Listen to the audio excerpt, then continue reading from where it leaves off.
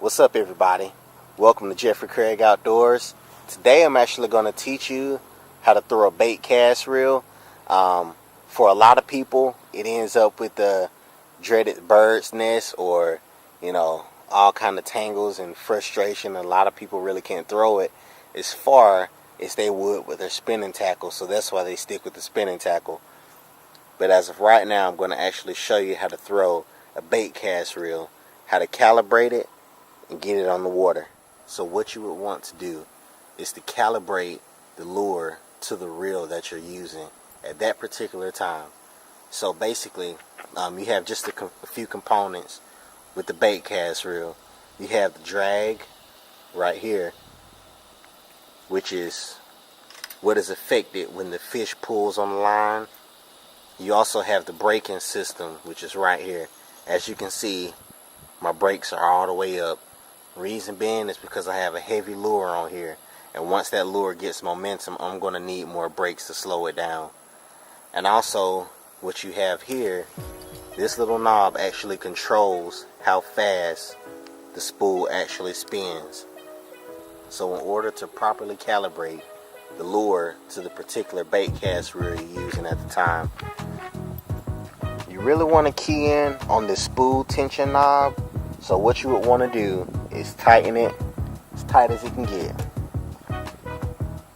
You want to click your button, and as you see now, my lure is not falling, but I actually want to loosen up the tension until my lure starts to fall at a nice and steady pace, just like that. Now see, the secret is though, you don't want it to fall too fast or you'll get the dreaded bird's nest. You don't want it to fall too slow, because then you won't get any distance. So it's really just about, like anything in life, is all about balance. So what you really want to happen is you want to hold it parallel.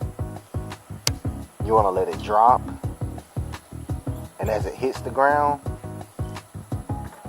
as you see, you want it to be consistent with no bird's nest.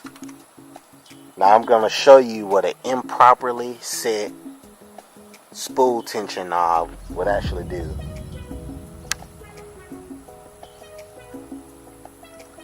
See, bird's nest.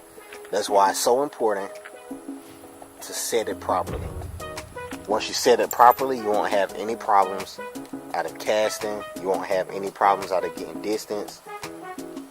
And you'll actually love using the bait cast. Another thing you want to look at is the magnetic braking system that we have right here. Like I said, I have a heavier lure, so I got it set all the way to number 9, which is the maximum. Like if I had something really light, maybe something like a soft plastic worm with a 1/8 ounce weight on there, I may actually want to set it to 3, 4, or maybe 5. But since I have something heavier, I need my brakes to really crank down to slow this bait down so the bird's nest doesn't actually happen.